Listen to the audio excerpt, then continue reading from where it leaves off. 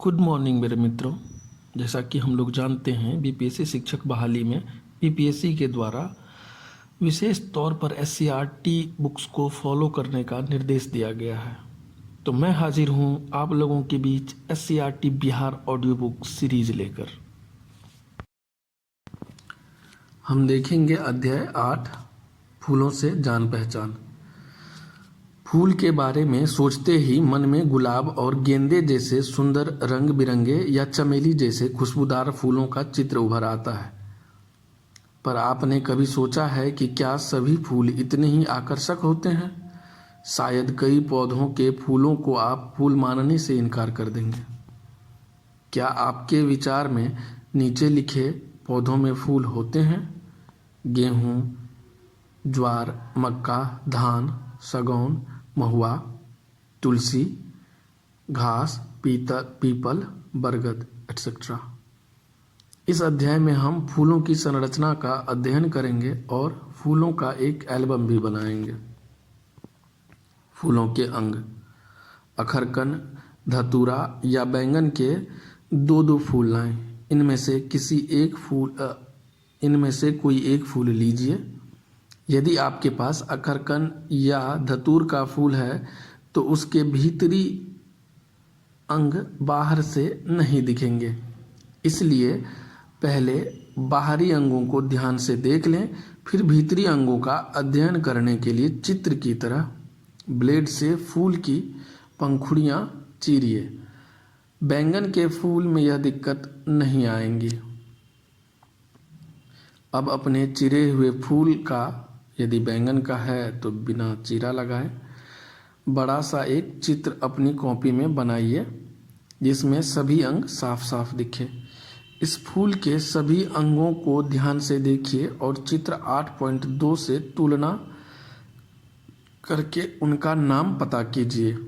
यदि फूल के पुंकेसर और स्त्रीकेसर साफ साफ नहीं दिख रहे हैं तो अपने फूल की अखुड़ियों और पंखुड़ियों को ध्यान से तोड़कर हटा दीजिए।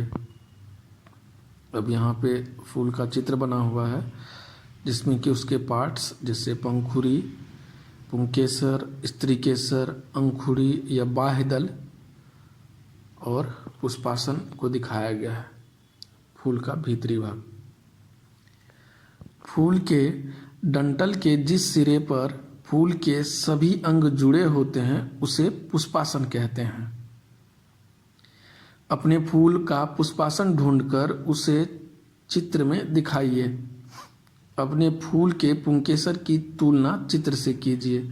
आपके फूल में कितने पुंकेसर हैं? किसी एक पुंकेसर का चित्र बनाकर पुंकेसर के विभिन्न अंगों के नाम भी लिखिए। परागकण: फूल से एक पुंकेसर तोड़ लीजिए, इसे एक कांच की पट्टी पर झाड़िए। क्या आपको कुछ कण झड़ते हुए या झड़े हुए दिखे? ये कण पुंकेसर के किस भाग से झड़ रहे थे, उस भाग का नाम लिखिए। इन कणों को छूकर देखिए, ये परागकण हैं। परागकणों का पौधे के जीवन में क्या महत्व है, इसके बारे में शिक्षक से चर्चा कीजिए। अब हम स्त्रीकेसर का अध्ययन करेंगे। इसको पूरा देखने के लिए फूल के शेष सभी अंगों को पुष्पासन से अलग करना जरूरी है। अतः एक एक करके अंकुड़ियों, पंखुड़ियों और पुंकेसरों को ध्यान से तोड़कर पुष्पासन से अलग कीजिए। अब आपके पास पुष्पासन से जुड़ा स्त्रीकेसर बचेगा। इसकी बाहरी रचना ध्यान से देखिए। क्या आप स्त्रीकेसर के विभिन्न भागों को देख पा रहे हैं? इन भागों के नाम पता करने के लिए अपने फूल के स्त्रीकेसर की तुलना चित्र 8.5 में दिए गए 4 नमूनों से कीजिए।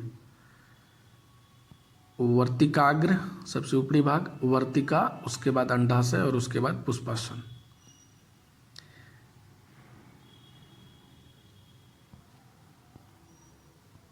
तो ये जो फिगर्स है ये मैं अवेलेबल करवा दूंगा वीडियो में, आप देख लीजिएगा। अपने फूल के स्त्रीकेसर के विभिन्न भाग दिखाते हुए एक नामांकित चित्र बनाइए। चित्र को ध्यान से देखिए। इस चित्र में अंडाशय को काटने का तरीका दिखाया गया है। अंडाशय का काट तभी सही कटेगा जब अंडाशय को उसके फूले हुए भाग के ठीक बीच से, जैसा कि चित्र 8.6 में दिखाया गया है, तरीके से काटा जाएगा। अपने फूल के अंडाशय की काट चित्र में दिखाए तरीके से काटिए। कटे हुए हिस्से को सूखने से बचाने के लिए उन पर पानी की एक बूंद तुरंत डाल दीजिए। बैगन एवं धतूरे के अंडाशय बड़े होते हैं। इनकी काट में अंदर की रचना साफ साफ दिखाई देती है। लेंस से अंडाशय की भीतरी रचना को देखिए और अध्ययन कीजिए। शिक्षक की मदद से तुलना करके अपनी कटानों में बीजांड और प्रकोष्ठ ढूंढिए और जो कुछ दिखे उसका चित्र बनाइए।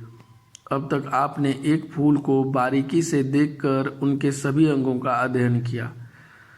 सवाल यह है कि क्या सारे फूलों में यही अंग इसी रूप में पाए जाते हैं या उनमें विविधताएं पाई जाती हैं? इसका अध्ययन करने के लिए अलग अलग तरह के फूल देखने होंगे।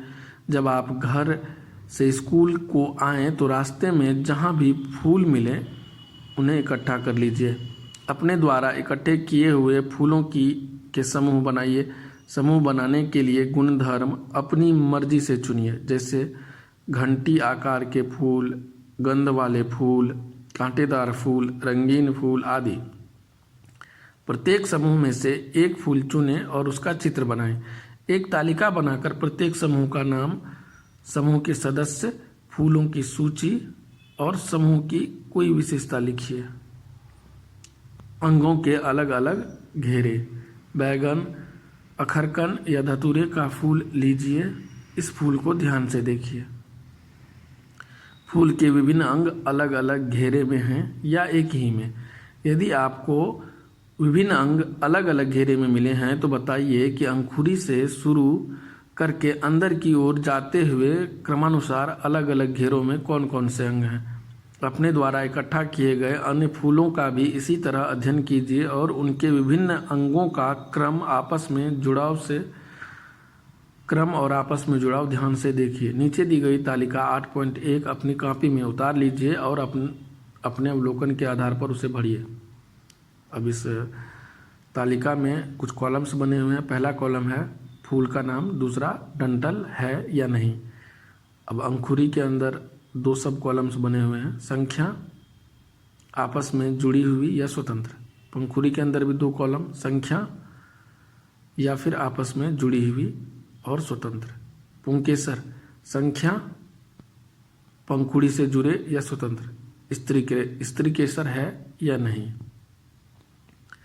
तालिका 8.1 के आधार पर निम्न प्रश्नों के उत्तर दीजिए। क्या सभी फूलों के विभिन्न अंग अलग अलग घेरे में हैं?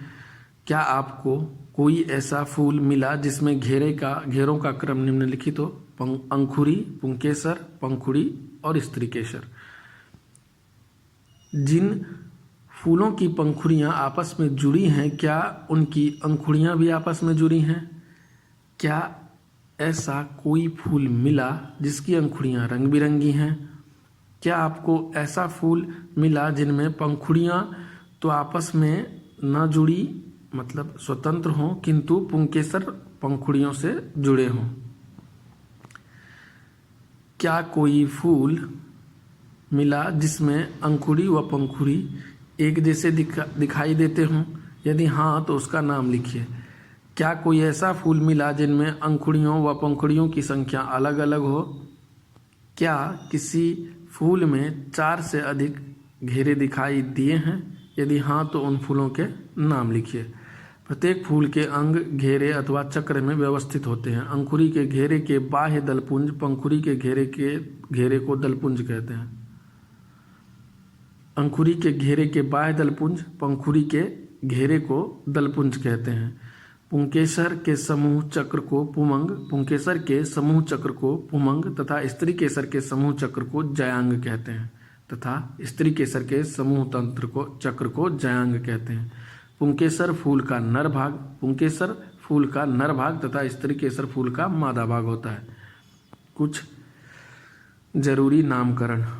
आगे बढ़ने से पहले फूलों के संदर्भ में कुछ वैज्ञानिक नामकरण सीखना जरूरी है। इस नामकरण को सीखने से फूलों के बारे में बातचीत करने में आसानी रहती है। पूर्ण फूल, यह वह फूल है जिनमें अंकुड़ी, पंखुड़ी, पुंकेसर और स्त्री केसर चारों अंग उपस्थित हों।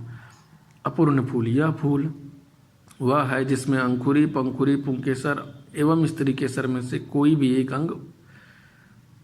अंग उपस्थित ना हो। कोई भी एक अंग या एक से अधिक अंग उपस्थित ना हो। एक लिंगी फूल, ऐसे अपूर्ण फूल जिनमें पुंकेसर या स्त्री केसर में से केवल एक ही अंग उपस्थित हो। ये फूल दो प्रकार के होते हैं। नर फूल जिनमें केवल पुंकेसर होते हैं, स्त्री केसर नहीं होते, तथा मादा फूल जिनमें केवल स्त्री केसर होते हैं, पुंकेसर नहीं होते। द्विलिंगी फूल, ऐसे फूल जिनमें पुंकेसर और स्त्री केसर दोनों उपस्थित हों, तथा अलिंगी फूल जिन फूलों में स्त्री केसर और पुंकेसर दोनों ही नहीं होते। अब नीचे दिए गई तालिका 8.2 के आधार पर नीचे दी गई तालिका अपनी कॉपी में बनाकर 8.2 के आधार पर उससे बारी बारी से भरते जाइए। फूल का नाम, अगला कॉलम पूर्ण अपूर्ण, अगला कॉलम एक लिंगी या द्विलिंगी या फिर अलिंगी, और अंतिम कॉलम यदि एक लिंगी है तो नर है या फिर मादा है। हो सकता है आप लोग सूरजमुखी या गेंदे जैसे फूल लेकर आए हों, किंतु सूरजमुखी और गेंदे के जिस फूल को हम एक फूल समझते हैं या कहते हैं, वह एक फूल न होकर कई फूलों का गुच्छा होता है। गुच्छे के बीच में और किनारे पर पाए जाने वाले फूल अलग अलग प्रकार के हो सकते हैं। इस तरह के और विशेष फूलों के बारे में आप आगे की कक्षाओं में पढ़ेंगे। फूलों का एल्बम, फूलों को इकट्ठा करके अखबार या पत्रिका के बीच दोनों ओर गत्ता रखकर दबा दीजिए। 2 से 3 दिन तक उलटते पलटते रहिए। सूखने पर इन्हें सीट पर चिपकाइए और धागे से सिल दीजिए। हर एक के नीचे फूल का नाम लिख दीजिए। बन गया फूलों का सुंदर सा एल्बम। हमने सीखा फूल पौधे के जनन अंग होते हैं। फूल के मुख्य 4 भाग होते हैं। पुंकेसर नर जनन अंग तथा स्त्री केसर मादा जनन अंग होता है।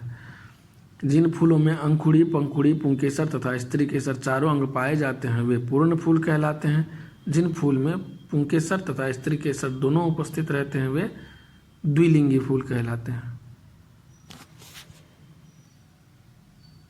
अब क्वेश्चन है फूल का नर भाग। ऑप्शन अंकुरी, पंखुड़ी, पुंकेसर या फिर स्त्री केसर। फूल का मादा भाग, ऑप्शंस पुंकेसर, स्त्री केसर, अंकुरी या फिर पंखुड़ी। ऐसा फूल जिसमें केवल पुंकेसर होते हैं, स्त्री केसर नहीं होते हैं, वे कहलाते हैं नर फूल, मादा फूल, अलिंगी फूल या इनमें से कोई नहीं। ऐसा फूल जिनमें पुंकेसर और स्त्री केसर दोनों उपस्थित होते हैं कहलाते हैं ऑप्शंस एक लिंगी, द्विलिंगी, अलिंगी या फिर इनमें से कोई नहीं। पूर्ण फूल के कितने भाग होते हैं? ऑप्शंस 1, 2, 3, 4 या फिर 5। तो इस तरह समाप्त होता है हमारा चैप्टर नंबर 8। दोस्तों, अगर मेरा प्रयास आप लोगों को उपयोगी लग रहा तो प्लीज़ हमारे चैनल को सब्सक्राइब करें, ताकि आने वाले वीडियोज़ की नोटिफिकेशन आपको मिलती रहे। और हाँ, जाते जाते वीडियो को लाइक भी करते जाइए। तो फिर मिलते हैं इस सीरीज़ के अगले भाग में। तब तक खुश रहिए, मस्त रहिए। जय हिंद।